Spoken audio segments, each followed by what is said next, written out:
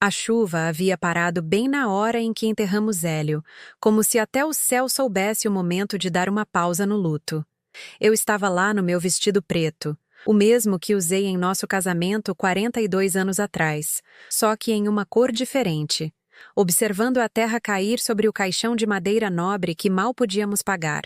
Meu filho Marcelo estava ao meu lado, a mão levemente apoiada no meu ombro, mas, de alguma forma, parecia mais um peso do que um conforto. Acabou, mãe, ele sussurrou, o hálito quente no meu ouvido. O pai finalmente está em paz. Finalmente. A palavra grudou em mim enquanto voltávamos para os carros. Finalmente em paz. Como se Hélio estivesse sofrendo. Como se seu ataque cardíaco repentino aos 73 anos tivesse sido uma espécie de misericórdia.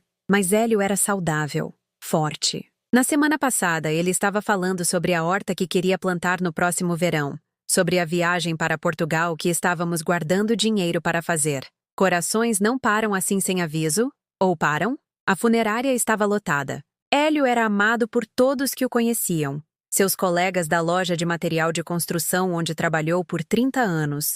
Vizinhos que o viam limpar a calçada deles todo mês sem que pedissem. Velhos amigos da liga de boliche que ainda o chamavam de Hélio Mão Firme, por causa de sua técnica perfeita. Eu deveria ter me sentido consolada por quantas pessoas vieram se despedir.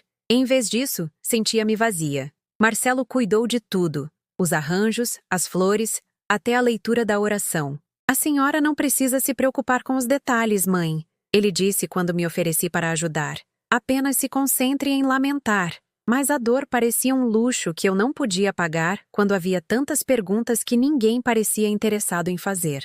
Na recepção, eu me movia pela nossa sala de estar como uma alma penada na minha própria casa. As pessoas me abraçavam, sussurravam seus pêsames, contavam histórias sobre Hélio que eu já tinha ouvido centenas de vezes.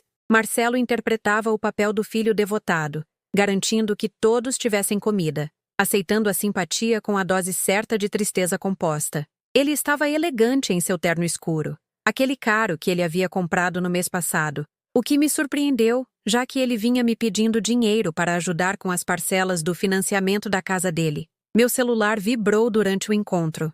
Uma mensagem de Eliane Castilho, minha amiga da época do colégio que se mudou para a Califórnia 30 anos atrás. Trocávamos cartões de Natal e, ocasionalmente, mensagens no Facebook, mas ouvir dela hoje parecia receber uma mensagem de outro tempo. Margarida, sinto muito pela sua perda. Eu queria ir, mas não pude fazer a viagem. Uma amiga em comum me enviou uma foto do velório hoje. Eu provavelmente não deveria dizer isso, mas algo não parece certo. Você pode me ligar esta noite?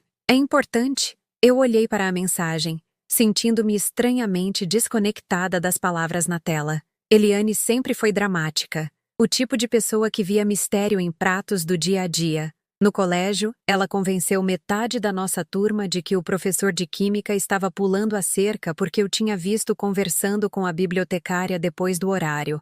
Aconteceu que ele estava pedindo livros para o trabalho de ciências da filha. Mas algo na mensagem dela parecia diferente, urgente de uma maneira que apertou meu estômago. Quando o último convidado foi embora e Marcelo voltou para sua família, sentei-me na poltrona do papai, ainda marcada com o formato do corpo dele, e liguei para Eliane. Ela atendeu no segundo toque. Ah, Margarida, querida, ela disse, a voz suave, com simpatia genuína. Passei o dia pensando em você.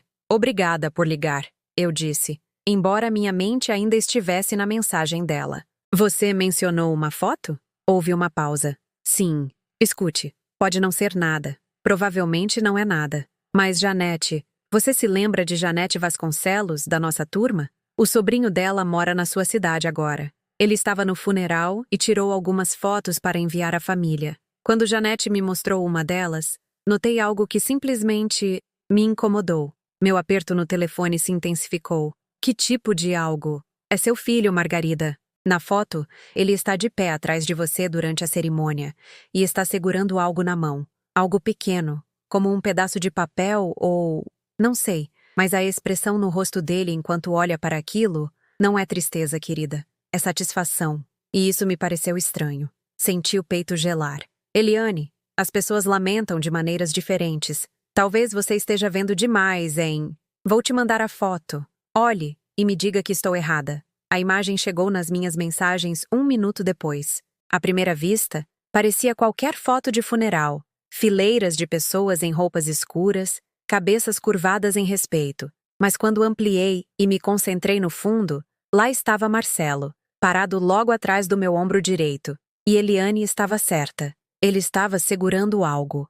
Um pequeno envelope branco, parcialmente escondido na palma da mão. Mas foi o rosto dele que me gelou o sangue. Enquanto todos ao seu redor usavam expressões de pesar, Marcelo parecia satisfeito, não devastado, não em luto. Satisfeito, como alguém que acabou de receber boas notícias no momento mais inapropriado possível. Aproximei o zoom ainda mais, tentando entender o que estava vendo. O envelope parecia oficial, do tipo que advogados usam para documentos importantes. E o modo como Marcelo o segurava, com o polegar cobrindo parte do que poderia ter sido um texto ou um endereço. Margarida? Você ainda está aí? A voz de Eliane parecia vir de longe. Eu estava olhando para a foto, lembrando-me de coisas que havia deixado de lado. A rapidez com que Marcelo apareceu no hospital após o ataque cardíaco de Hélio, embora eu ainda não tivesse ligado para ele. Como ele insistiu em falar com os médicos a sós. Como ele imediatamente começou a falar sobre arranjos e assuntos práticos, enquanto o corpo de Hélio ainda estava quente. Estou aqui, eu sussurrei. Espero estar errada, querida. Eu realmente espero. Mas aquele olhar no rosto dele me lembrou a expressão que as pessoas têm quando estão prestes a herdar algo que esperavam. Depois de desligar, fiquei sentada na cadeira de Hélio por horas, estudando aquela foto. O casarão antigo rangia ao meu redor. O casarão que Hélio havia restaurado cômodo por cômodo, tábua por tábua, com as próprias mãos. Cada som parecia amplificado no silêncio. Cada sombra parecia guardar segredos que eu tinha sido ingênua demais para notar. Se você gosta de histórias emocionantes como esta, se inscreva no nosso canal. Estamos tentando chegar a 1000 amigos aqui que entendem que, às vezes, as verdades mais poderosas se escondem à vista. E me diga, de qual cidade você está assistindo? Adoraria saber que há pessoas por aí que entendem que o amor de uma mãe às vezes significa enfrentar o impensável. Pela manhã, eu sabia que tinha que descobrir o que havia naquele envelope. Mas também sabia que, uma vez que eu começasse a procurar por respostas, não haveria mais volta para a mentira confortável do filho que eu pensei que conhecia. 3 dias após o funeral, Marcelo apareceu para verificar como eu estava. Eu estava na cozinha fazendo chá, o Earl Grey favorito de Hélio que eu não conseguia jogar fora, quando ouvi a chave dele na fechadura. Ele ainda tinha a chave reserva de Hélio, embora eu tivesse esquecido que a tinha dado a ele meses atrás, quando Hélio fez aquela cirurgia simples. Mãe? A voz dele ecoou pelo corredor. A senhora está decentemente vestida? Quase sorri com a pergunta familiar. Hélio costumava dizer a mesma coisa quando voltava do trabalho, me dando um momento para me recompor se eu estivesse chorando por um filme triste ou lutando com um dia difícil. Mas quando Marcelo apareceu na porta, havia algo diferente na postura dele. Menos filho preocupado, mais empresário avaliando uma situação. Eu te trouxe algumas compras, ele disse, colocando 2 sacolas no balcão sem fazer contato visual. Imaginei que a senhora não estivesse com vontade de ir ao supermercado. Isso é atencioso da sua parte. Eu estudei o rosto dele, procurando vestígios da expressão que tinha visto na foto de Eliane. À luz do dia, na minha própria cozinha, ele parecia o mesmo Marcelo que costumava sentar-se neste balcão fazendo a lição de casa enquanto eu preparava o jantar. Mas havia uma inquietação nele agora, como alguém com um cronograma a cumprir. Ele desempacotou as compras com movimentos eficientes, principalmente alimentos processados e pratos congelados. Nada parecido com os vegetais frescos e refeições caseiras que eu cozinhava para esta família há 40 anos. Eu também queria conversar com a senhora sobre a casa. Minha mão congelou na xícara de chá. O que tem a casa? Bem, é muito para a senhora cuidar sozinha. Todas aquelas escadas, os custos de aquecimento, a manutenção que o pai costumava fazer. Ele dobrou as sacolas de supermercado vazias com vincos precisos, sem olhar para mim. Eu tenho pensado que a senhora pode ser mais feliz em um lugar menor, mais gerenciável. A palavra gerenciável me atingiu como um tapa. Hélio e eu compramos esta casa quando Marcelo tinha 2 anos. Pintamos todos os cômodos, restauramos os pisos de madeira, plantamos a árvore que agora sombreava metade da sala de estar. Esta casa não era apenas onde eu morava. Era onde eu criei meu filho, onde Hélio ensinou Marcelo a andar de bicicleta na entrada, onde celebramos todos os aniversários, natais e marcos importantes. Eu não estou pronta para pensar em me mudar, eu disse calmamente. Seu pai acabou de morrer, Marcelo. Eu sei, mãe. Mas ser prático não significa que amávamos menos o pai. Ele se sentou em frente a mim na mesa da cozinha, e por um momento, pareceu meu garotinho novamente. Eu só quero o que é melhor para a senhora. Mas as mãos dele estavam inquietas com algo no bolso do casaco. O mesmo gesto nervoso que ele tinha quando criança, quando estava escondendo algo, um brinquedo quebrado, uma nota ruim, uma mentira sobre onde esteve depois da escola. Alguém tem perguntado a você sobre a casa? A pergunta me surpreendeu tanto quanto o surpreendeu. Eu não tinha planejado dizer isso, mas algo no entusiasmo dele parecia ensaiado. A mandíbula dele se apertou quase imperceptivelmente. Claro que não. Por que a senhora pensaria isso? Apenas perguntando. Eu tomei um gole de chá, observando-o por cima da borda da minha xícara. Seu pai e eu sempre dissemos que viveríamos aqui até não aguentarmos mais. Acho que consigo aguentar mais um pouco. O celular de Marcelo vibrou, e ele olhou para ele com um movimento rápido e culpado de alguém lendo uma mensagem que não queria compartilhar. Quando ele olhou para cima, sua expressão havia mudado novamente. Menos paciente, mais urgente. Olha, mãe, preciso te perguntar algo. E não quero que a senhora entenda isso da maneira errada. Ele se inclinou para a frente, a voz adotando o tom cuidadoso que as pessoas usam quando estão prestes a dizer algo doloroso, mas querem parecer atenciosas. A senhora pensou no que vai fazer com o dinheiro? A aposentadoria do pai para agora, e o benefício do INSS não vai cobrir tudo. Senti meu peito apertar. Hélio e eu vivíamos modestamente, mas confortavelmente. Éramos donos da casa, tínhamos algumas economias, e sim, a aposentadoria de Hélio tinha sido uma parte significativa da nossa renda. Mas havíamos planejado isso. Fomos cuidadosos. Temos economias, eu disse. E tenho seguro de vida. Algo tremeluziu no rosto de Marcelo. Rápido demais para interpretar, mas fez meu estômago despencar. Sobre isso, ele disse tirando um documento dobrado do bolso do casaco. O mesmo bolso com que ele estava inquieto. Pode haver um problema com o seguro de vida. A empresa está fazendo perguntas sobre o histórico médico do pai. Às vezes, essas coisas se complicam. Ele deslizou os papéis pela mesa em minha direção.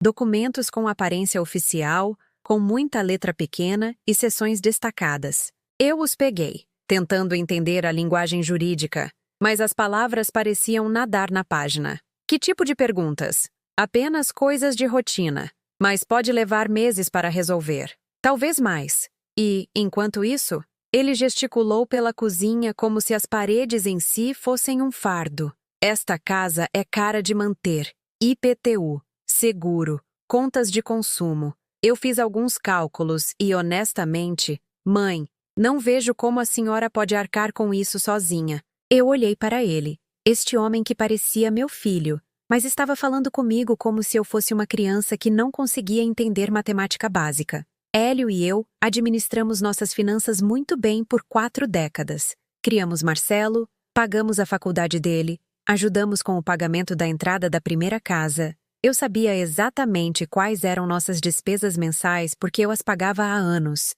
Agradeço sua preocupação, eu disse, mantendo minha voz firme. Mas seu pai e eu discutimos tudo isso. Temos economias suficientes para... Mãe, ele me interrompeu gentilmente, mas com firmeza, do jeito que as pessoas interrompem quando acham que você não está compreendendo a realidade. O pai pode não ter te contado tudo sobre a situação financeira de vocês. Homens da geração dele, eles às vezes tentam proteger suas esposas de se preocuparem com dinheiro. A condescendência na voz dele era tão sutil que eu quase não percebi. Quase. Mas estava lá. A implicação de que eu vivia na ignorância enquanto Hélio tomava todas as decisões reais. Que eu era uma dona de casa dos anos 50 que não entendia de contas bancárias e pagamentos de hipoteca. Seu pai me contou tudo, eu disse. Embora enquanto falava, a dúvida rastejasse. Ele contou? Hélio cuidava da maioria dos nossos investimentos, do nosso planejamento de aposentadoria. Ele dizia que era porque gostava desse tipo de coisa, não porque não confiava que eu entenderia. Marcelo estendeu a mão pela mesa e acariciou minha mão como se eu fosse uma idosa confusa em uma clínica. Tenho certeza de que ele tentou. Mas há complicações com as quais ele pode não ter querido te sobrecarregar. O celular dele vibrou novamente, e desta vez ele atendeu imediatamente. Sim, estou aqui agora, ele disse, levantando-se e caminhando em direção à sala de estar. A voz dele baixou, mas eu ainda podia ouvir fragmentos, indo conforme o planejado. Um pouco de resistência, mas provavelmente precisarei de mais uma semana, ou duas. Quando ele voltou, seu comportamento havia mudado novamente, mais urgente, menos paciente. Mãe, eu preciso ir. Sara está tendo problemas com as crianças. Ele beijou minha testa rapidamente, superficialmente. Mas pense no que eu disse, ok? Sobre encontrar um lugar menor, mais fácil de gerenciar. Eu vi um condomínio de idosos muito bom na Rua das Acácias. Aluguel muito razoável, atividades, pessoas da sua idade, pessoas da minha idade. Como se aos 68 anos eu tivesse cruzado alguma linha invisível para uma categoria separada de humanidade que precisava ser gerenciada e contida. Depois que ele saiu, fiquei sentada à mesa da cozinha por um longo tempo, olhando para os documentos que ele havia me dado.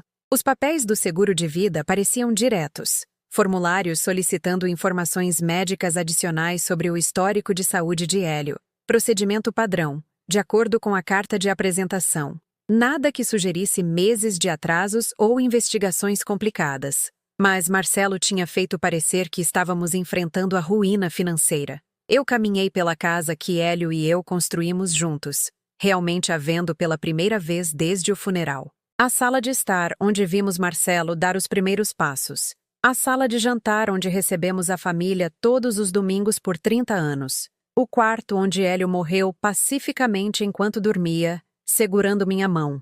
Isto não era apenas uma propriedade para ser gerenciada ou vendida. Esta era a minha vida, minha história, meu lar.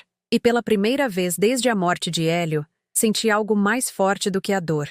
Senti raiva. Na manhã seguinte, decidi ligar para a seguradora eu mesma. Se houvesse complicações com a apólice de Hélio, eu queria entendê-las diretamente, não filtradas pelas interpretações de Marcelo. Encontrei os documentos da apólice na gaveta da mesa de Hélio, a mesma gaveta onde ele guardava nossos cartões de aniversário e fotos da infância de Marcelo. A representante da seguradora, Dona Shen, foi surpreendentemente prestativa. Dona Margarida, vejo sua reivindicação aqui. Parece que está tudo em ordem. Só precisamos de uma cópia da certidão de óbito, que deve chegar da funerária dentro de uma semana. O tempo de processamento padrão é de 10 a 14 dias úteis depois disso. Meu filho mencionou que poderia haver complicações? Perguntas sobre o histórico médico do meu marido? Houve uma pausa. Não, senhora. A apólice do seu marido está totalmente quitada, e as informações médicas que temos estão completas. Existe alguma preocupação específica? Eu desliguei confusa e estranhamente aliviada. Ou Marcelo tinha entendido algo errado, ou... Eu não queria terminar esse pensamento. Naquela tarde, decidi fazer o jantar favorito dele, carne de panela com cenoura e batata, do jeito que eu cozinhava todos os domingos quando ele estava crescendo. Talvez, se eu pudesse recriar um pouco do calor daqueles tempos anteriores, poderíamos conversar mais abertamente sobre o que quer que o estivesse incomodando. Às vezes, a comida era a única linguagem que preenchia a distância entre o que as pessoas diziam e o que realmente queriam dizer.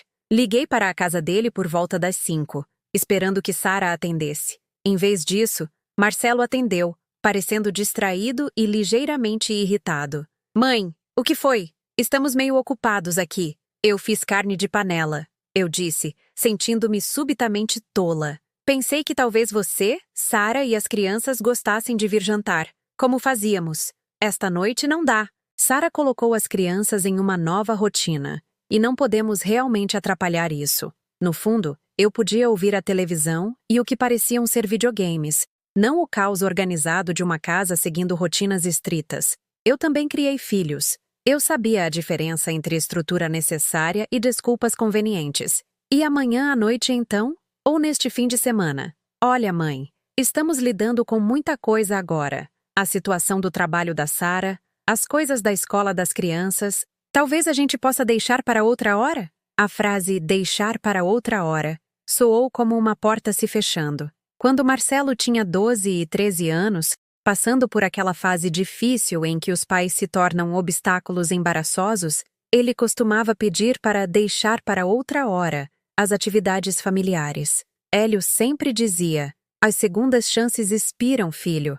A família não. Claro, eu disse. Eu entendo. Mas eu não entendia. Não realmente. 3 dias após o funeral do pai, Marcelo não conseguia encontrar uma hora para jantar com a mãe. Eu comia carne de panela sozinha na mesa de jantar, usando a louça boa que Hélio e eu guardávamos para ocasiões especiais. Se meu filho não podia arrumar tempo para mim, pelo menos eu podia me tratar com dignidade. A carne estava macia, perfeitamente temperada, melhor do que qualquer coisa dos congelados que Marcelo havia me trazido, mas tinha gosto de decepção.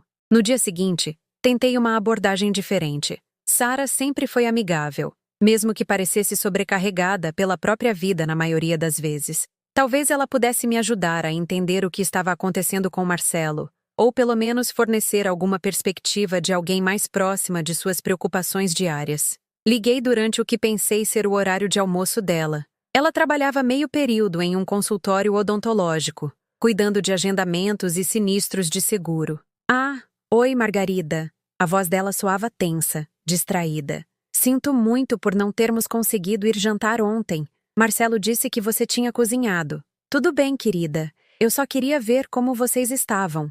Saber como estão lidando com tudo. Estamos gerenciando. Você sabe como é. Havia algo estranho no tom dela, como se estivesse lendo um roteiro que não tinha memorizado completamente. Marcelo tem estado tão preocupado com você, sozinha naquele casarão.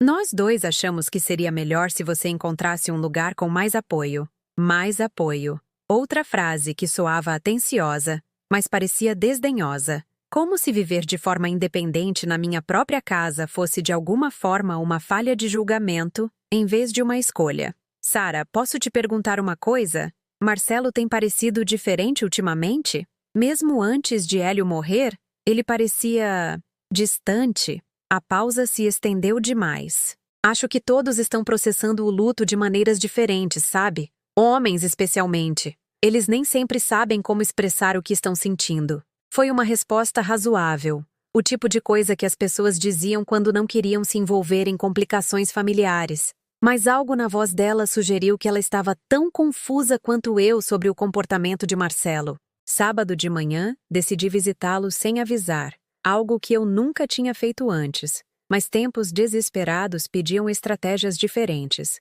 Levei biscoitos caseiros de chocolate para meus netos, Manuela e João, pensando que, mesmo que Marcelo e Sara estivessem muito ocupados para mim, as crianças poderiam apreciar a atenção da avó.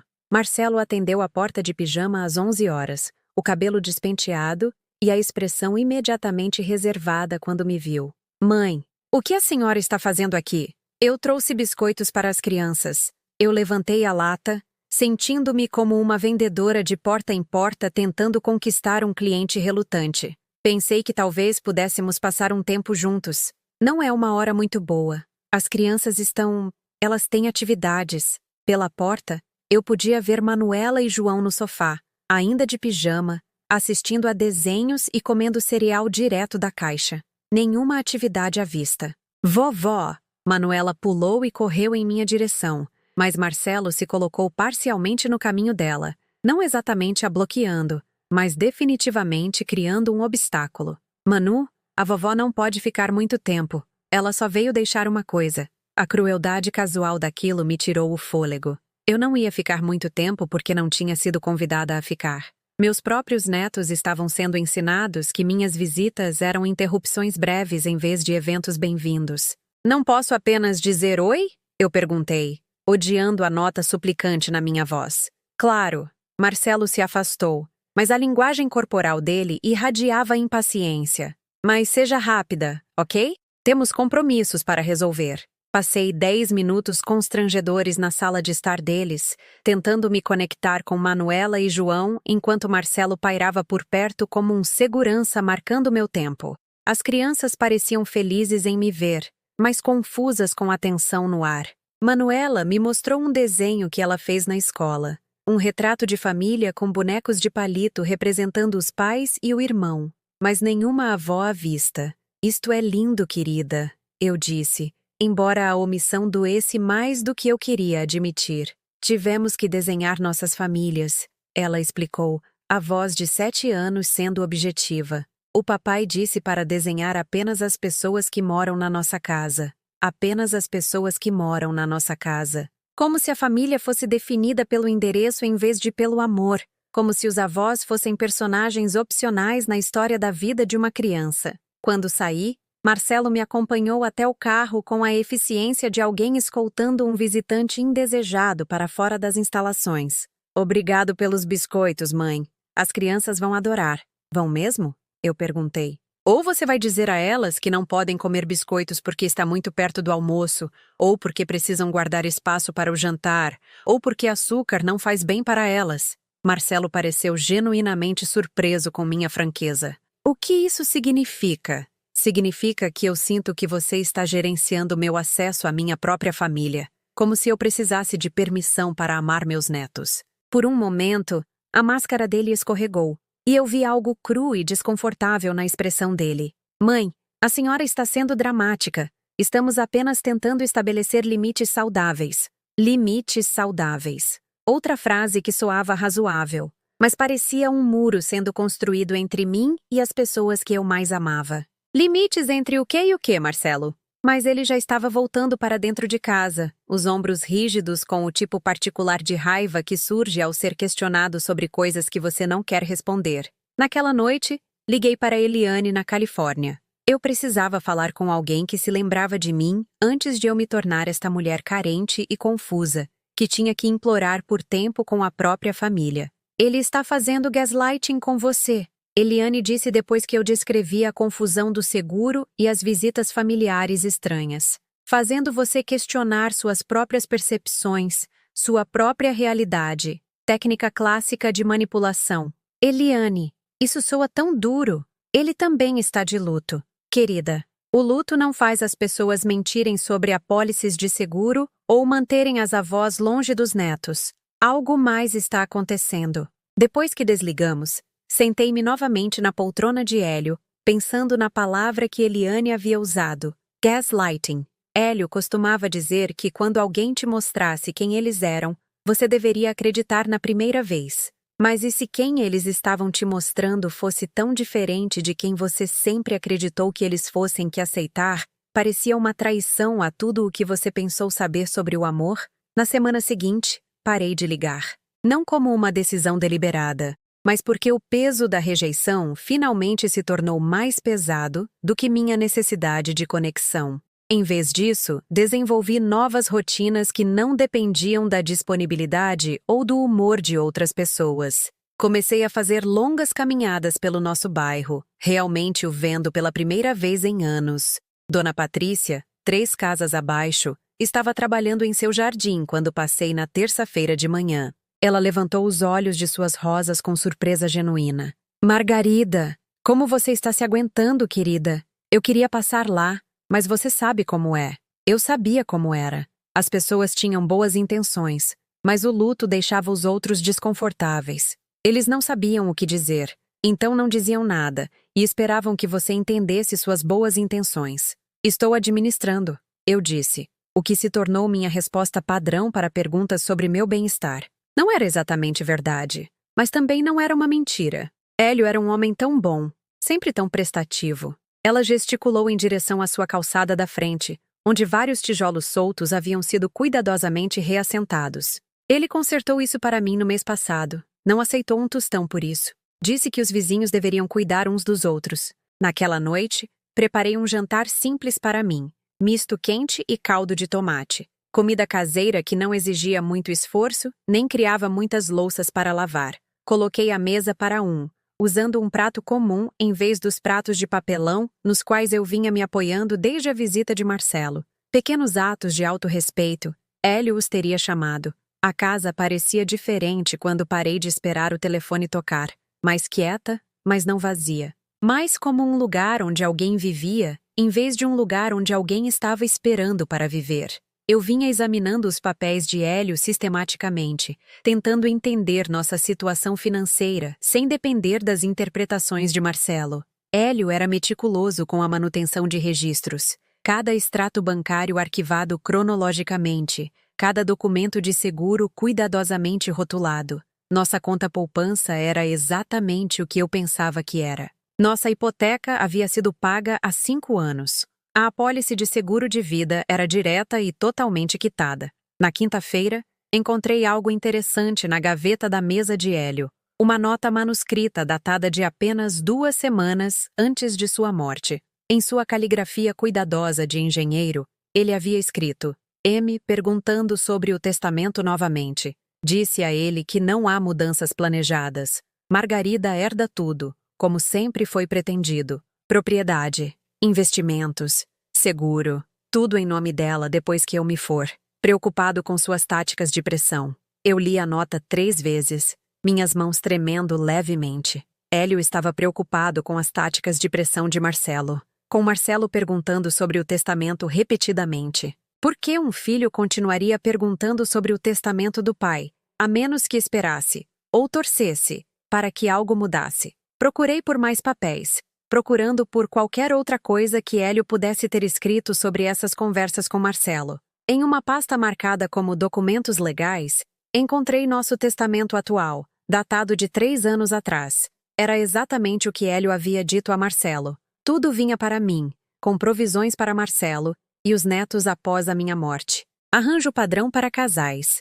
Mas preso ao testamento por um clipe, estava um cartão de visita de um advogado que eu não reconhecia.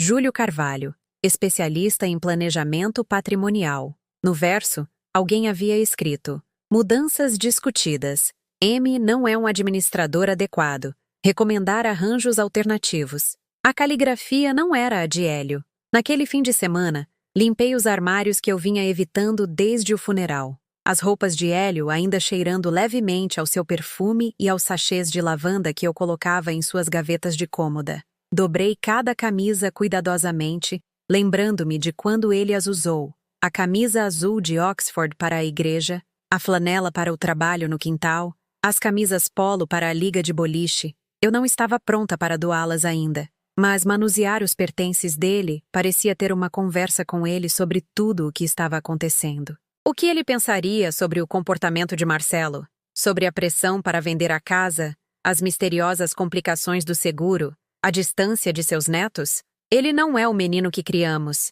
eu disse em voz alta para o armário vazio de Hélio. Ou talvez ele seja, e nós simplesmente nunca vimos isso claramente. O domingo veio e se foi sem qualquer contato da família de Marcelo. Por 30 anos, tivemos jantares de domingo juntos. Primeiro quando Marcelo era solteiro, depois quando ele e Sara estavam namorando, depois com as crianças enquanto cresciam. Mesmo durante períodos ocupados ou pequenos desentendimentos, alguém ligava para remarcar em vez de simplesmente pular a tradição inteiramente. Agora, aparentemente, a tradição simplesmente havia terminado sem discussão ou reconhecimento. Eu preparei um bom jantar para mim mesma de qualquer maneira. Frango assado com ervas da horta que Hélio e eu plantamos juntos, purê de batatas feito do zero, feijão verde colhido de nossas próprias plantas no quintal. Eu comia à luz de velas na sala de jantar, usando nossa louça de casamento e guardanapos de tecido. Se minha família não podia apreciar minha comida, pelo menos eu podia apreciá-la. A manhã de segunda-feira trouxe outra visita de Marcelo, embora esta parecesse mais um compromisso de negócios do que uma visita social. Ele chegou exatamente às 9 horas, vestindo suas roupas de trabalho e carregando uma pasta executiva que eu nunca tinha visto antes. Bom dia, mãe. Espero não estar interrompendo nada. Fui tentada a dizer que sim, apenas para ver como ele responderia. Mas em vez disso, o convidei para um café. Ele recusou, dizendo que não podia ficar muito tempo. Eu queria te atualizar sobre a situação do seguro, ele disse, tirando papéis de sua pasta. É mais complicado do que eu pensei inicialmente. Aparentemente, há alguma questão sobre a divulgação médica do pai quando ele fez a apólice. Eu observei o rosto dele cuidadosamente enquanto ele falava. Ele não estava fazendo contato visual, e seus dedos tamborilavam contra a pasta no mesmo ritmo nervoso que ele tinha quando adolescente, quando estava mentindo sobre onde tinha estado ou o que tinha feito. Eu falei com a seguradora na semana passada. Eu disse calmamente. Eles disseram que estava tudo em ordem. O tamborilar de Marcelo parou. A senhora ligou para eles? Claro que liguei para eles. É a minha apólice agora. Mãe, estas situações são complexas. As seguradoras nem sempre contam a verdade completa aos clientes, especialmente quando pode haver motivos para negação. Você está sugerindo que eles mentiram para mim? Estou sugerindo que a senhora pode não ter feito as perguntas certas ou entendido as implicações das respostas deles. Lá estava de novo. A condescendência gentil, a implicação de que eu era muito ingênua ou confusa para lidar com responsabilidades adultas. A suposição de que a interpretação dele da realidade era mais confiável do que a minha própria experiência direta. De qual divulgação médica você está falando? Eu perguntei. A condição cardíaca do pai. Seu pai não tinha uma condição cardíaca. O médico dele disse que o ataque cardíaco veio sem aviso. Foi o que nos disseram, Marcelo disse, o tom dele sugerindo que eu tinha entendido algo óbvio errado. Mas as investigações de seguro às vezes descobrem histórico médico que os pacientes e as famílias não estavam cientes. Eu olhei para ele, este estranho vestindo o rosto do meu filho, inventando explicações elaboradas para problemas que não existiam. Marcelo, você está com algum tipo de problema financeiro? A pergunta pareceu pegá-lo desprevenido. O quê? Não. Por que a senhora perguntaria isso? Porque você parece muito focado em dinheiro ultimamente. Meu dinheiro, especificamente. Eu estou focado no seu bem-estar. Há uma diferença. Ah? Ele fechou a pasta com movimentos rápidos e decisivos. Eu vejo que a senhora não está com humor para discutir isso racionalmente hoje. Talvez devêssemos deixar essa conversa para quando a senhora estiver mais receptiva a preocupações práticas. Depois que ele saiu, liguei para a seguradora novamente e pedi para falar com um supervisor. Eu queria documentação da nossa conversa anterior. Algo por escrito que confirmasse que as histórias de Marcelo sobre complicações e atrasos eram ficção. Dona Shen me transferiu para o gerente dela, Sr. Rodrigues, que revisou meu arquivo e confirmou o que eu já sabia. O pedido estava sendo processado normalmente, com o pagamento esperado dentro de 10 dias úteis. Mas alguém ligou sobre esta apólice? Eu perguntei. Alguém alegando representar meus interesses? Deixe-me verificar. Sim, na verdade. No mês passado, alguém se identificando como seu filho ligou perguntando sobre detalhes da apólice e informações do beneficiário. Explicamos que só poderíamos discutir esses detalhes com o titular da apólice, mas ele foi bastante insistente. Mês passado, antes de Hélio morrer, Marcelo estava ligando para a seguradora antes que o pai tivesse partido, perguntando sobre informações do beneficiário. Naquela noite, sentei-me na cadeira de Hélio com uma xícara de chá e encarei a verdade que eu vinha evitando. Meu filho estava tentando roubar minha herança. O dinheiro do seguro, a casa, provavelmente as contas poupança também. Tudo pelo que Hélio havia trabalhado, tudo o que ele havia deixado para cuidar de mim, Marcelo via como sua propriedade de direito. Mas eles não sabiam o que eu havia guardado o tempo todo. Escondido no meu porta-joias, debaixo das pérolas que Hélio havia me dado no nosso 25º aniversário, estava algo que Marcelo nunca pensou em procurar. Minhas próprias cópias de todos os documentos importantes, cada extrato bancário, cada apólice de seguro. Hélio havia insistido para que eu mantivesse registros independentes. Disse que uma mulher deveria sempre saber exatamente o que possuía e quanto valia. Apenas por precaução, ele disse.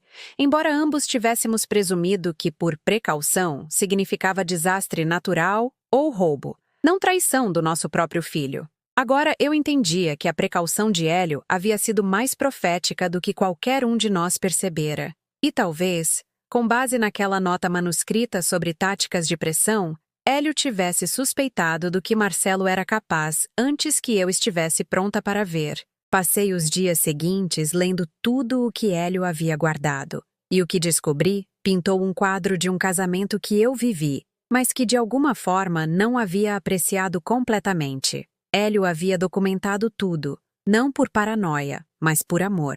Amor por mim e crescente preocupação com Marcelo. Em um envelope pardo marcado apenas para Margarida, encontrei cópias de e-mails entre Hélio e nosso advogado de família, datados de 6 meses atrás. Marcelo havia contatado o advogado diretamente, perguntando sobre atualizar o testamento de Hélio para refletir as circunstâncias atuais. O advogado, Dr. Pedroso, havia se recusado adequadamente a discutir a confidencialidade do cliente, mas se sentiu obrigado a informar Hélio sobre a abordagem. A resposta de Hélio foi ponderada, mas firme. Minha esposa é a beneficiária de tudo conforme planejado. Marcelo está adequadamente provido por meio de provisões de fideicomisso que se ativam após o falecimento de Margarida. Nenhuma mudança necessária ou desejada. Mas Marcelo havia persistido. Houve mais 3 e-mails nos meses seguintes, cada um mais insistente do que o anterior.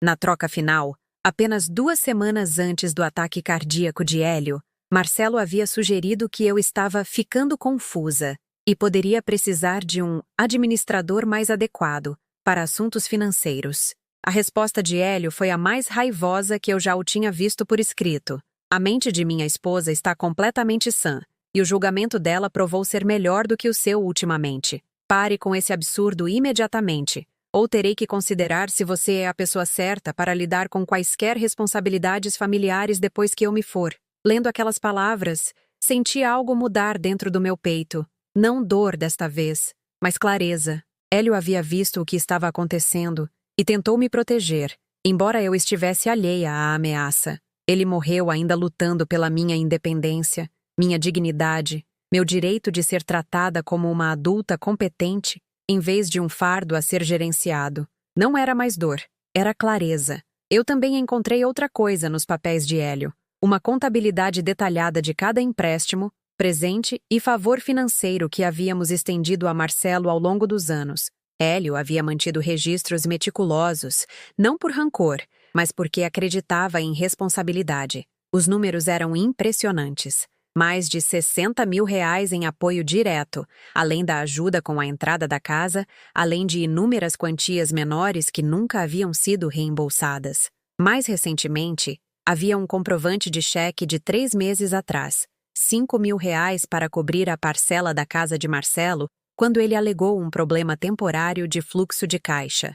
Hélio havia anotado em sua caligrafia cuidadosa: 3ª emergência este ano. Padrão preocupante. Naquela noite, fiz algo que não fazia desde antes de Hélio morrer. Preparei um jantar de verdade e o comi na mesa da cozinha, enquanto lia um romance policial. Não porque estivesse esperando por algo ou alguém, mas porque eu gostava tanto de cozinhar quanto de ler. Pela primeira vez em semanas, senti que estava vivendo na minha casa em vez de apenas sobrevivendo nela. Na manhã seguinte, liguei para o Dr. Pedroso, nosso advogado de família, e marquei uma consulta para a semana seguinte. Se Hélio estava preocupado o suficiente com o comportamento de Marcelo para documentá-lo, eu devia a nós dois entender exatamente quais proteções ele havia colocado em prática. Mas primeiro, eu tinha alguma pesquisa para fazer. Passei 2 dias na biblioteca pública, usando os computadores deles para aprender sobre abuso de idosos, manipulação financeira e os direitos legais de cônjuges sobreviventes. O que descobri foi alarmante e empoderador.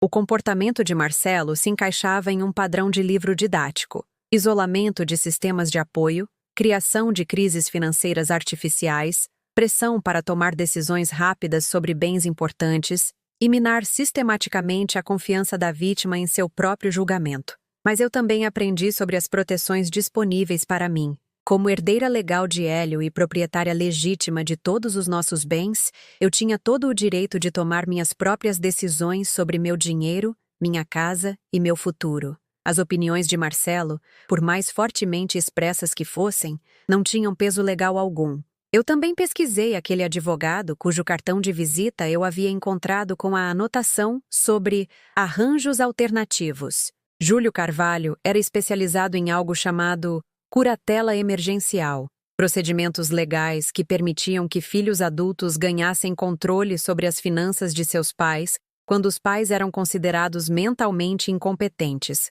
As implicações me gelaram o sangue. Marcelo não estava apenas tentando me pressionar a tomar decisões financeiras ruins. Ele estava construindo um caso para me declarar incompetente, para legalmente me privar do direito de controlar minha própria vida. No sábado, decidi testar uma teoria. Liguei para Marcelo e deixei uma mensagem de voz dizendo que havia pensado sobre o conselho dele e gostaria de discutir arranjos práticos para o meu futuro. Dentro de 1 hora, ele ligou de volta, a voz mais animada do que tinha estado em semanas. Mãe, que bom que a senhora está sendo realista sobre isso. Sara e eu estávamos preocupados demais.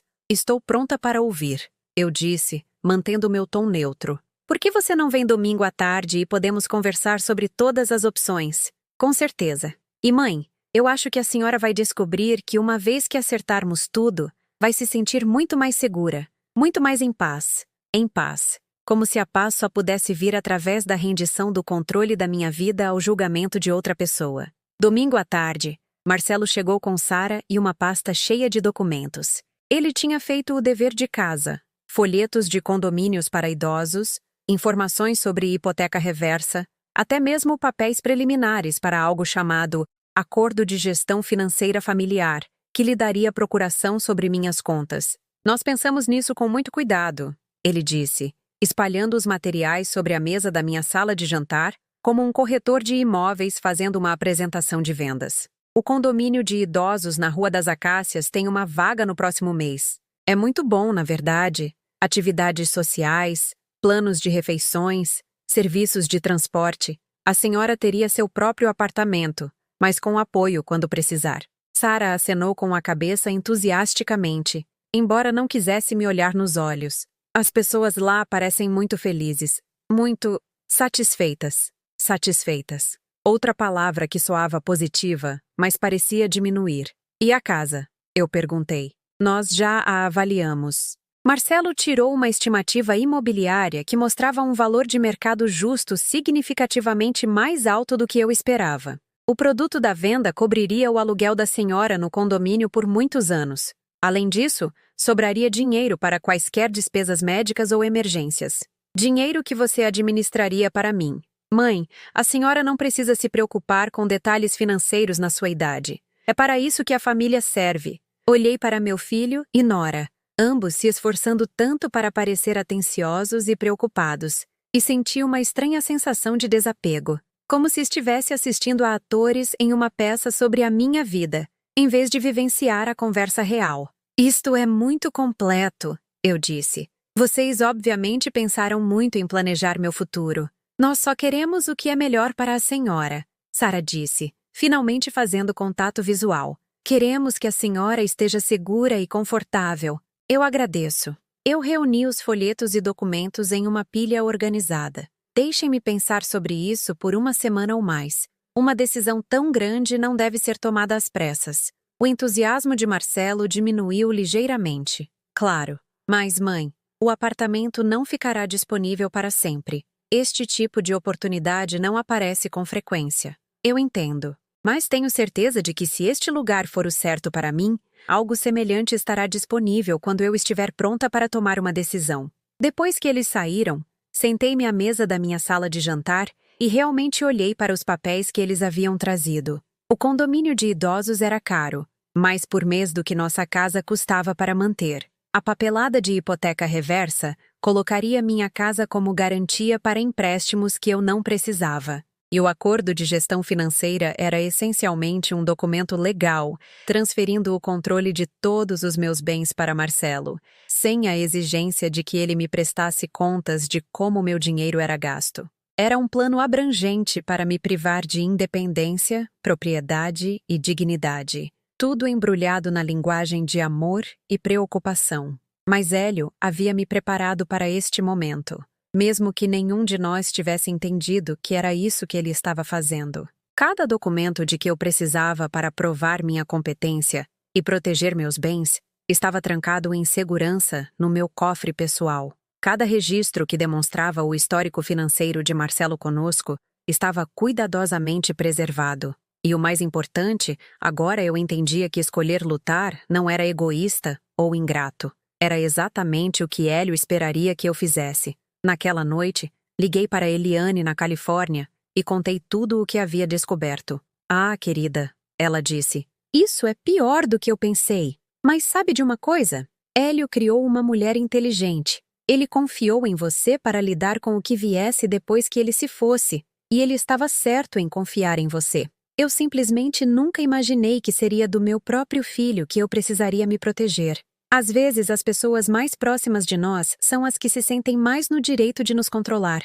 Mas você tem algo que Marcelo não espera. O que é?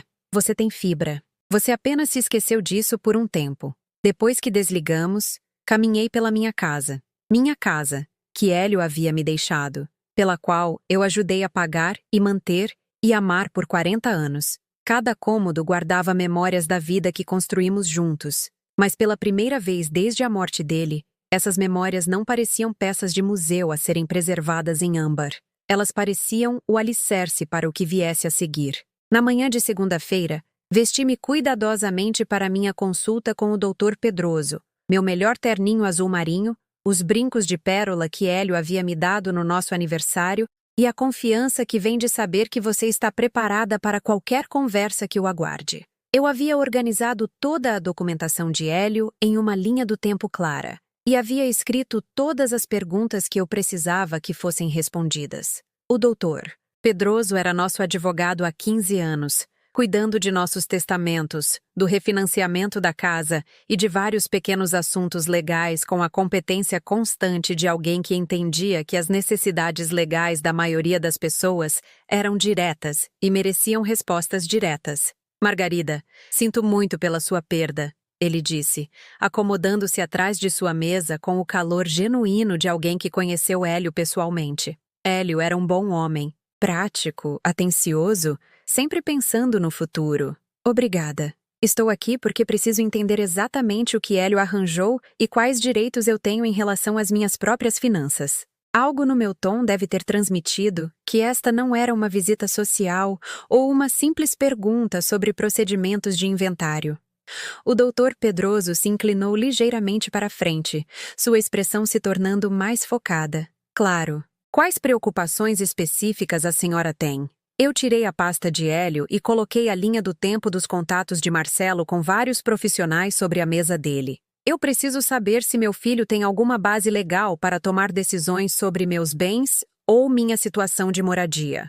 O Dr. Pedroso revisou os documentos cuidadosamente, sua expressão ficando mais séria à medida que lia as notas de Hélio sobre as táticas de pressão de Marcelo e as tentativas de mudar o testamento. Margarida, deixe-me ser muito claro sobre isso. Contanto que a senhora seja mentalmente competente, o que obviamente é, a senhora tem controle absoluto sobre suas próprias finanças e arranjos de moradia. Seu filho não tem autoridade legal sobre suas decisões, a menos que a senhora especificamente a conceda a ele por meio de documentos de procuração. E sobre este advogado que Marcelo consultou? Eu mostrei a ele o cartão de visita de Júlio Carvalho com a anotação sobre arranjos alternativos. O rosto do Dr. Pedroso se fechou. Carvalho é especialista em casos de curatela. Muito agressivo, muito caro e, na minha opinião, não particularmente ético. Se Marcelo estava consultando ele, isso sugere que ele estava explorando maneiras legais de fazer com que a senhora fosse declarada incompetente. As palavras pairaram no ar entre nós. E senti um arrepio que não tinha nada a ver com o ar-condicionado em seu escritório. Ele poderia realmente fazer isso? É possível, mas difícil e caro. Ele precisaria de testemunho médico de que a senhora é incapaz de gerenciar seus próprios assuntos, evidência de má administração financeira ou confusão, e um tribunal teria que concordar que a curatela era necessária para sua proteção. O Dr. Pedroso olhou diretamente para mim. Com base nesta conversa e na sua cuidadosa preparação destes documentos, não consigo imaginar nenhum profissional médico ou psiquiátrico legítimo concluindo que a senhora precisa de um curador. Mas ele poderia tentar? Ele poderia tentar. E o processo em si pode ser traumático e caro, mesmo que ele acabe perdendo. Algumas pessoas rendem sua independência apenas para evitar o estresse de lutar. Pensei na sutil campanha de Marcelo para minar minha confiança, suas implicações de que eu não entendia de finanças ou assuntos práticos, sua pressão para tomar decisões rápidas sobre meu futuro. Ele estava tentando criar evidências de incompetência ou apenas suavizar minha resistência à ideia de desistir do controle? O que devo fazer para me proteger? Continue fazendo exatamente o que está fazendo. Documente tudo. Não tome grandes decisões financeiras sob pressão. E se Marcelo entrar com quaisquer documentos legais, entre em contato comigo imediatamente. O Dr. Pedroso fez uma pausa. Há algo mais que a senhora deve saber. Hélio atualizou o testamento dele há 6 meses. Não a substância, mas ele adicionou uma linguagem específica protegendo sua herança de quaisquer reivindicações ou desafios. Isso era novidade para mim. Que tipo de linguagem? Essencialmente, ele antecipou que alguém poderia tentar argumentar que a senhora era incompetente para herdar. Então ele incluiu documentação detalhada de sua capacidade mental e perspicácia financeira.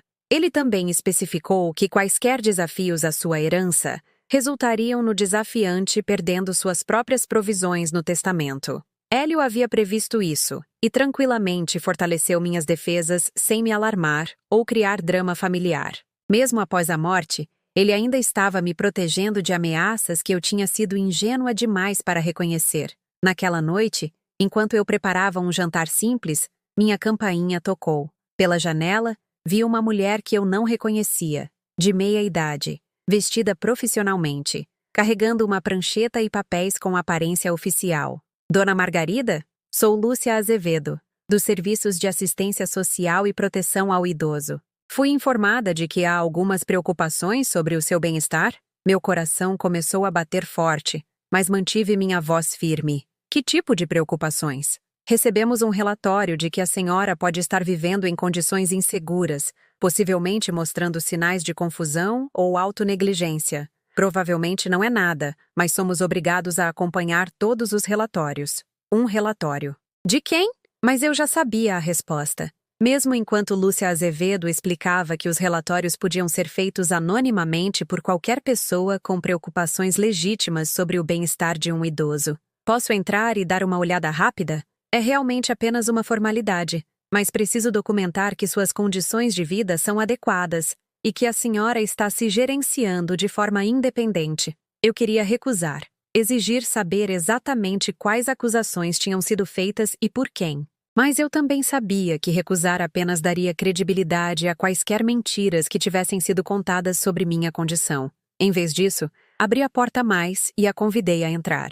Claro, embora eu deva dizer que estou surpresa que alguém pensaria que eu preciso de verificações de bem-estar, tenho me saído muito bem desde que meu marido faleceu. Lúcia Azevedo caminhou pela minha casa com o olhar prático de alguém que viu negligência e abuso reais. Ela notou a limpeza, a geladeira cheia, a papelada organizada na minha mesa da cozinha, a atmosfera geral de um lar que era bem mantido por alguém que tinha orgulho de seu ambiente. Dona Margarida, eu tenho que perguntar, a senhora tem tido algum problema com memória, confusão, dificuldade em gerenciar tarefas diárias? Nenhum. Eu pago minhas contas, mantenho minha casa, dirijo para meus compromissos e tomo todas as minhas próprias decisões sobre minhas finanças e saúde. E sua família? Como você descreve seu relacionamento com eles? Eu considerei minha resposta cuidadosamente. Complicado no momento. Meu filho tem me pressionado para vender minha casa e me mudar para um condomínio de idosos. Quando resisti, ele se tornou insistente. Insistente como? Insinuações de que não sou capaz de viver de forma independente. Sugestões de que não entendo minha própria situação financeira. Pressão para tomar decisões importantes rapidamente, sem a devida consideração. Lúcia Azevedo fez anotações em sua prancheta, e algo em sua expressão sugeriu que esta não era a primeira vez que ela encontrava dinâmicas familiares como essas.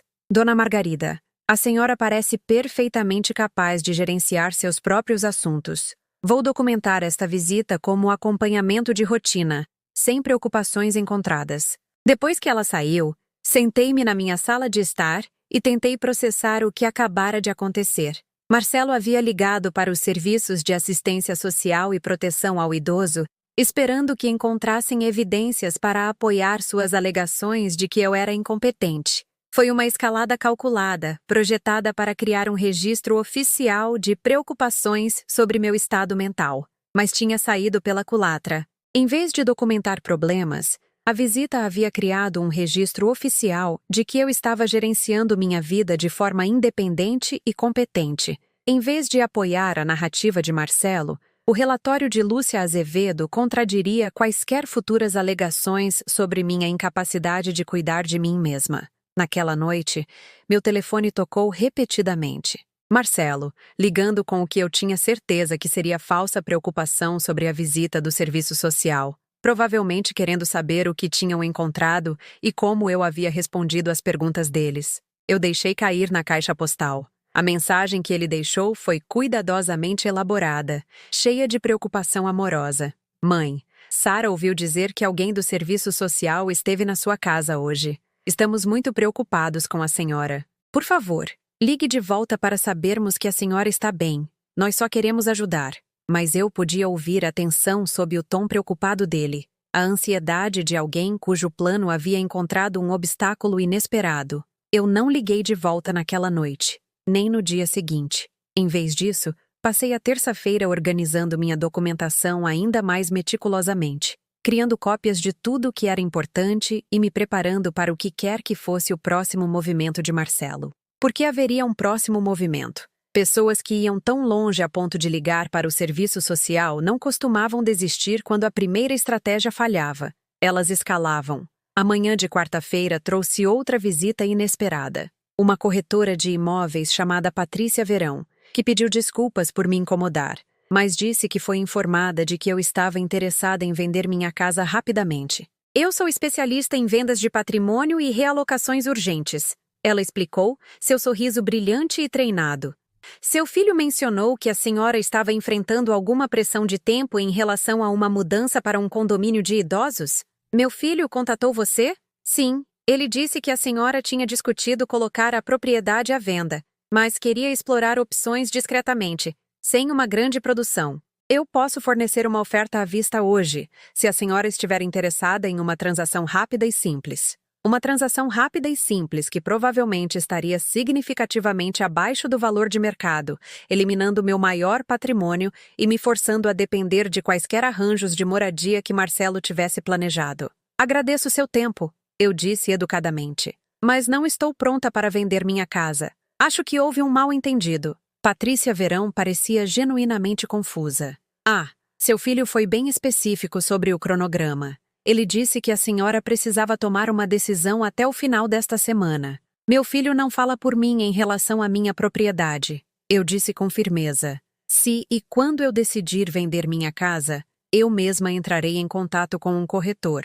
Depois que ela saiu, percebi que a campanha de Marcelo estava entrando em uma nova fase. Tendo falhado em me convencer através da manipulação emocional e tendo sido frustrado por agências oficiais, ele estava agora criando prazos artificiais e pressão externa para forçar decisões apressadas. Mas outra coisa estava ficando clara. O tempo estava trabalhando contra ele, não contra mim. Cada dia que passava comigo vivendo de forma independente, gerenciando meus próprios assuntos e tomando decisões racionais, era mais um dia de evidência de que eu não precisava de um curador ou administrador financeiro. A janela de oportunidade de Marcelo estava se fechando, e nós dois sabíamos disso. Na manhã de quinta-feira, Marcelo chegou sem avisar, o rosto tenso com frustração mal controlada. Ele não bateu.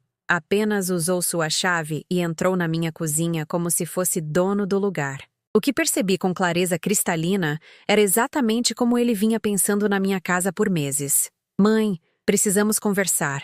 A voz dele carregava um tom que eu nunca tinha ouvido antes. Não a paciência cuidadosa das últimas semanas, mas algo mais cru e desesperado. Eu sei que alguém do serviço social esteve aqui e agora a senhora está se recusando a cooperar com a corretora. O que está acontecendo?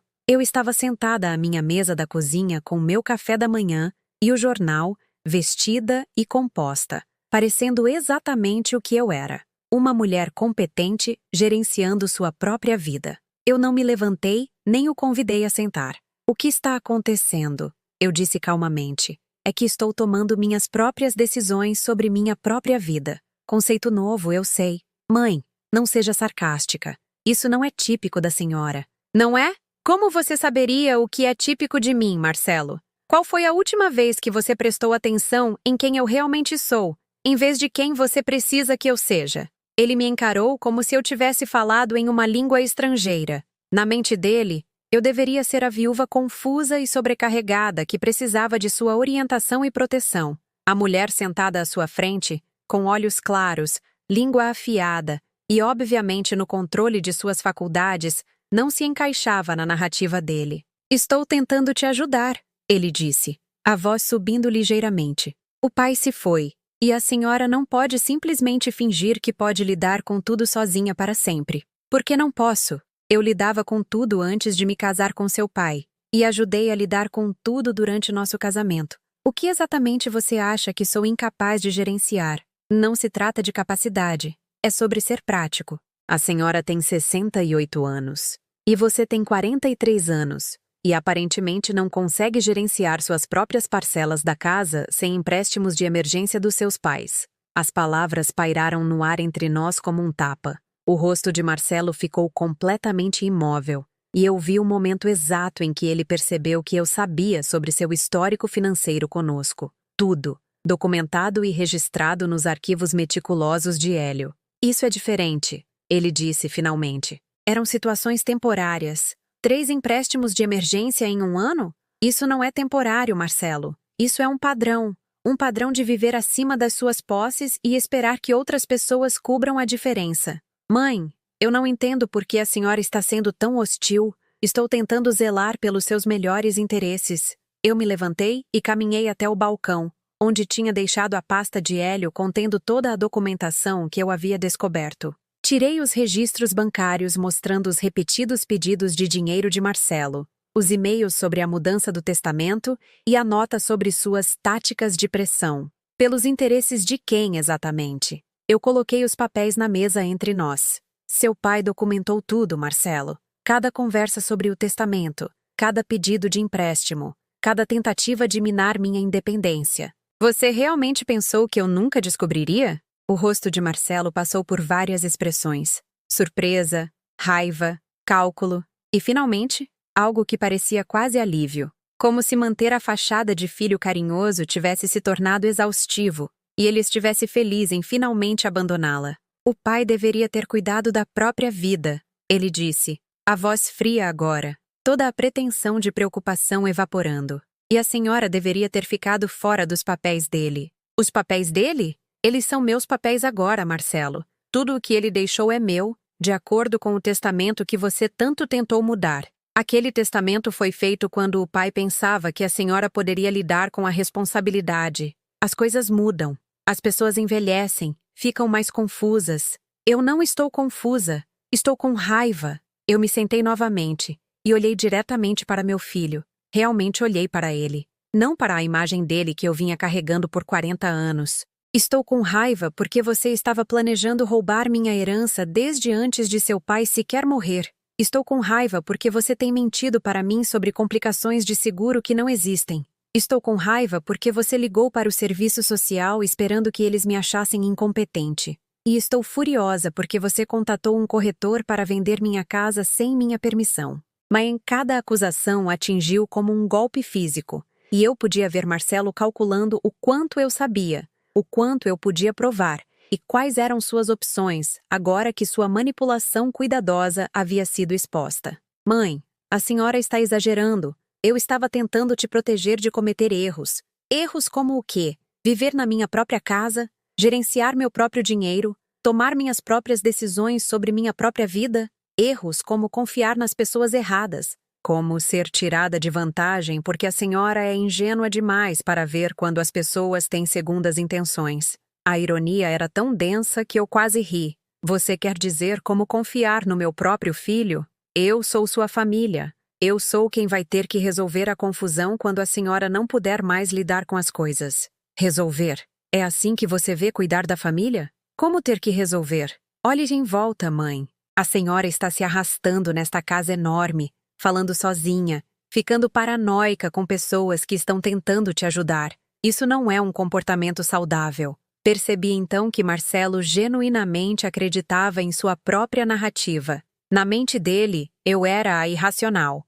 Minha resistência aos planos dele provava que eu estava ficando irracional. E minha descoberta de seus esquemas apenas demonstrava o quão paranoica e desconfiada eu havia me tornado na minha velhice. Marcelo, eu disse calmamente, eu quero que você escute com muita atenção. Eu não vou vender minha casa. Eu não vou me mudar para um condomínio de idosos. Eu não vou assinar nenhum papel dando a você controle sobre minhas finanças.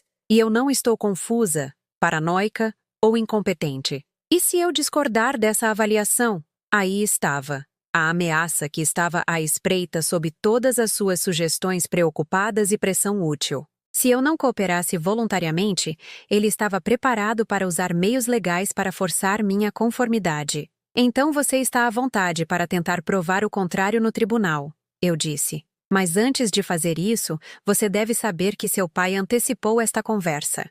O testamento inclui provisões específicas para qualquer pessoa que desafie minha herança ou minha competência. Se você entrar com uma ação legal contra mim, você perde qualquer reivindicação sobre sua própria herança. Marcelo ficou muito imóvel. O que você quer dizer? Quero dizer que se você tentar me declarar incompetente, ou se contestar o testamento, ou se continuar me assediando sobre meus arranjos de moradia, você perde tudo o que seu pai deixou para você. A casa, quando eu morrer, vai para a caridade. O fundo de fideicomisso para seus filhos vai para a caridade. Tudo. Ele não poderia fazer isso. Você não pode simplesmente cortar a família de um testamento sem motivo. Ele não te cortou sem motivo. Ele te cortou se você tentasse tirar vantagem de mim. E ele documentou seus motivos muito detalhadamente. Eu puxei a correspondência de Hélio com o advogado, suas notas sobre as táticas de pressão de Marcelo, suas preocupações sobre a responsabilidade financeira de seu filho. Cada e-mail, cada conversa, cada pedido de empréstimo que nunca foi reembolsado. Tudo. Pela primeira vez desde que ele chegou, Marcelo parecia genuinamente abalado. Seu plano cuidadoso dependia da minha ignorância e isolamento. Ele nunca considerou que Hélio poderia ter preparado defesas contra a ameaça que o próprio filho representava. Você não pode estar falando sério sobre isso, ele disse. Mas sua voz não tinha convicção agora. O pai me amava. Ele não teria querido destruir nossa família por causa de dinheiro. Ele te amava o suficiente para te dar múltiplas chances de mudar seu comportamento.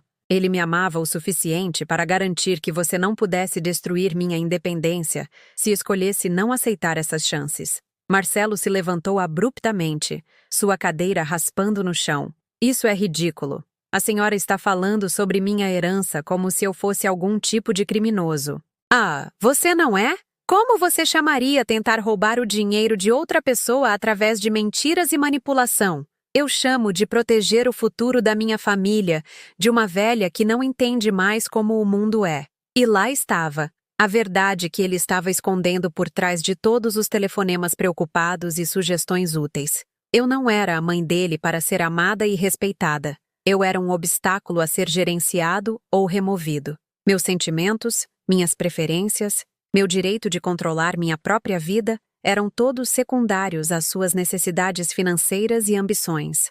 Saia, eu disse calmamente. Mãe, saia da minha casa, deixe sua chave no balcão e não volte, a menos que esteja preparado para pedir desculpas e se comportar como o filho que eu criei, em vez do estranho que tem vivido em sua pele. Marcelo olhou para mim por um longo momento e eu podia vê-lo pesando suas opções, calculando se restava alguma manipulação para tentar, algum botão emocional que ele ainda não havia apertado. Finalmente, ele tirou a chave de casa do bolso e a deixou cair no balcão com um som metálico agudo. Tudo bem, mas não me ligue quando perceber que não pode lidar com tudo sozinha. Não ligue quando cair dessas escadas ou quando as contas se acumularem porque a senhora não consegue se lembrar do que pagou. E não espere que eu resolva a confusão quando seu orgulho te levar para uma casa de repouso. Eu não vou ligar, eu disse. E Marcelo, seus filhos são bem-vindos aqui a qualquer momento, mas você não é. Não até que se lembre de que ser família significa se importar com a felicidade um do outro,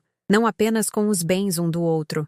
Depois que ele saiu, sentei na minha cozinha por um longo tempo, ouvindo o silêncio que parecia completamente diferente da solidão que eu vinha carregando desde a morte de Hélio. Isso não era vazio. Isso era paz. O tipo de paz que vem de finalmente ver claramente, de escolher a verdade em vez de mentiras confortáveis, de se recusar a ser diminuída por pessoas que deveriam ter te valorizado. Nas semanas que se seguiram, minha casa pareceu ela mesma novamente. Não vazia, mas espaçosa. Não solitária, mas pacífica. Eu estabeleci novas rotinas que não tinham nada a ver com esperar telefonemas ou torcer por visitas. Eu cuidei da horta de Hélio, preparei refeições que eu realmente queria comer e redescobri o prazer de tomar decisões baseadas unicamente nas minhas próprias preferências. O dinheiro do seguro chegou exatamente quando Dona Chen havia prometido, depositado diretamente na minha conta sem complicações, sem atrasos e sem investigações médicas misteriosas. Eu usei parte dele para mandar pintar a casa, uma cor creme quente que Hélio e eu havíamos discutido, mas nunca chegamos a escolher. Parecia completar uma conversa que havíamos começado, mas não terminamos. Dona Patrícia, da rua, começou a se juntar a mim para o café da manhã 2 vezes por semana. Ela era viúva há 3 anos e entendia o desafio particular de reconstruir uma identidade que havia sido acoplada por tanto tempo.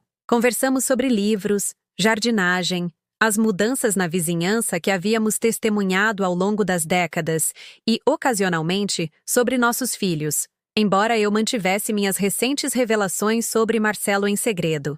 Algumas feridas precisavam de tempo para cicatrizar antes que pudessem ser compartilhadas. Você parece diferente desde que Hélio faleceu, ela disse em uma manhã de quinta-feira, mexendo o açúcar em seu café com os movimentos deliberados de alguém escolhendo suas palavras com cuidado.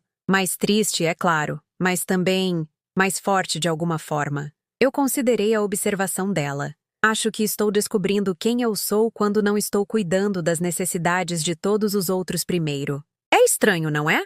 Como leva tanto tempo para descobrir nossas próprias preferências quando passamos tantos anos acomodando as dos outros? Eliane ligava todo domingo à noite, e nossas conversas gradualmente mudaram de gerenciamento de crise para a amizade genuína. Ela estava planejando uma visita no outono, sua primeira viagem de volta à nossa cidade natal em 15 anos. Conversamos sobre os lugares que haviam mudado, as pessoas com quem ambas perdemos contato, a maneira como a memória podia fazer um lugar parecer exatamente igual e completamente diferente. Você parece você mesma novamente, ela disse durante uma de nossas ligações. Não a mulher que você pensava que deveria ser, mas a mulher que você realmente é.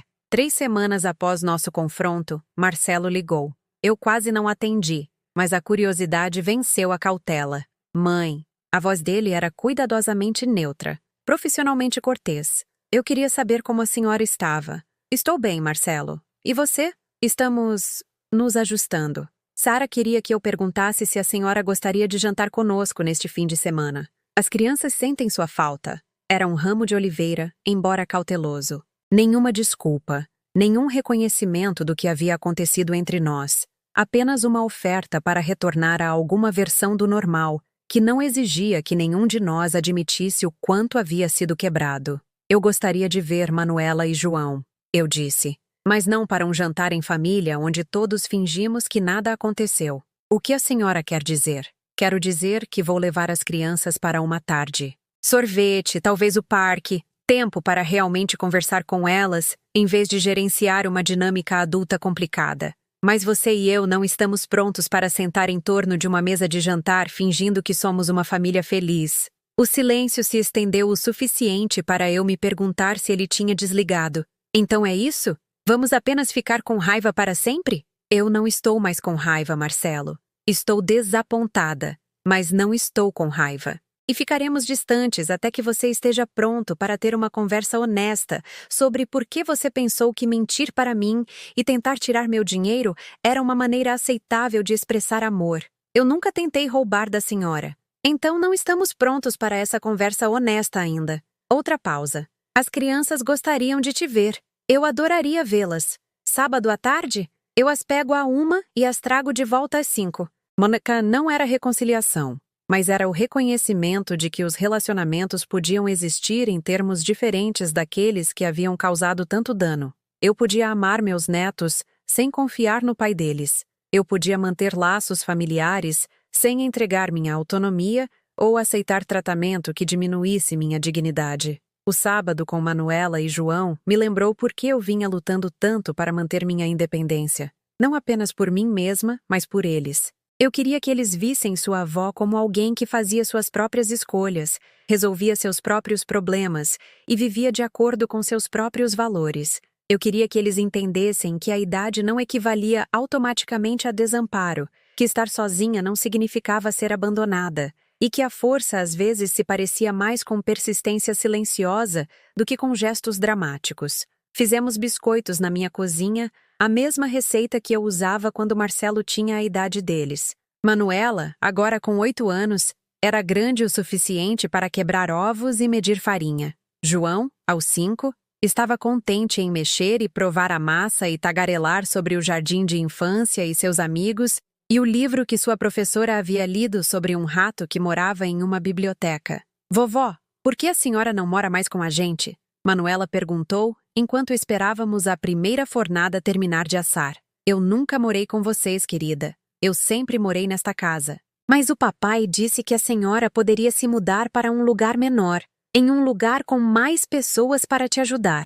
Eu me ajoelhei no nível de Manuela, querendo ter certeza de que ela podia ver meu rosto quando eu respondesse. "Algumas avós escolhem morar em lugares assim, mas eu sou feliz aqui, na casa onde seu pai cresceu, onde o vovô e eu plantamos a horta que você me ajudou a capinar hoje. Esta é a minha casa, e vou ficar aqui o máximo que puder." "Bom?" João disse com naturalidade, lambendo gotas de chocolate dos dedos. "Eu gosto desta casa. Cheira a biscoitos e flores." Quando os levei para casa naquela noite, Marcelo nos recebeu na porta com a cortesia cautelosa de alguém navegando por um cessar-fogo em vez de um tratado de paz. Mas Manuela correu para ele com farinha ainda no cabelo e chocolate na camisa, tagarelando animadamente sobre os biscoitos que tínhamos feito e as histórias que eu tinha contado, e a promessa de que ela poderia voltar no próximo fim de semana para me ajudar a plantar bulbos para as flores da primavera. "Mãe", Marcelo disse enquanto eu me preparava para sair, "obrigado por hoje." Eles se divertiram. "Eu também. Talvez pudéssemos tentar aquele jantar de novo em algum momento, quando as coisas se acalmarem." Eu estudei o rosto dele, procurando sinais de arrependimento genuíno ou compreensão. O que eu vi foi desconforto e um desejo de voltar a tempos mais fáceis, mas não o tipo de autorreflexão que evitaria problemas futuros. "Talvez", eu disse, "quando você estiver pronto para falar sobre por que as coisas ficaram confusas em primeiro lugar." Enquanto eu voltava para casa pelo bairro onde vivi por 40 anos, passando pelas casas onde as famílias se reuniam para jantar e as crianças brincavam em quintais que em breve estariam escuros, senti algo que não experimentava desde a morte de Hélio: contentamento. Não felicidade exatamente, porque o luto ainda fazia parte da minha paisagem diária, mas uma profunda satisfação com a forma que minha vida estava tomando. Eu estava aprendendo a cozinhar para sem sentir pena de mim mesma. Eu estava tomando decisões com base nas minhas próprias preferências, em vez do que outras pessoas achavam apropriado para uma mulher da minha idade. Eu estava descobrindo que solidão e isolamento eram coisas diferentes, e que a independência era uma escolha pela qual valia a pena lutar, mesmo quando a luta era exaustiva. Naquela noite, liguei para a da agência de viagens que Hélio e eu havíamos usado para planejar a viagem a Portugal que nunca fizemos. A agente, Dona Renata, lembrou-se de nós e expressou genuínos pêsames pela morte de Hélio. "Eu gostaria de remarcar aquela viagem", eu disse. "Apenas para uma pessoa desta vez." "Ah, Margarida, que maravilhoso. Eu acho que Hélio gostaria que a senhora fosse. Ele estava tão animado para te mostrar os lugares sobre os quais o avô dele tinha escrito naquelas cartas. Na verdade, acho que gostaria de ver alguns lugares diferentes. Talvez a Itália desta vez. Eu sempre quis ver a Toscana." "Claro." "Quando a senhora estava pensando?" "Primavera. Depois que eu plantar minha horta. Mas antes que ela precise de muita atenção. Talvez no final de maio?" Depois que desligamos, sentei-me na poltrona de Hélio com uma xícara de chá e tentei me imaginar caminhando pelo interior italiano, ficando em pousadas administradas por estranhos que não saberiam nada sobre meu drama familiar ou lutas recentes. Apenas uma mulher brasileira de certa idade, explorando lugares que sempre quis ver, conversando com outros viajantes, tirando fotografias que a lembrariam de aventuras em vez de obrigações. A casa se acomodou ao meu redor, com os sons confortáveis de madeira expandindo e canos se ajustando, e todos os pequenos suspiros mecânicos que faziam uma estrutura parecer um lar.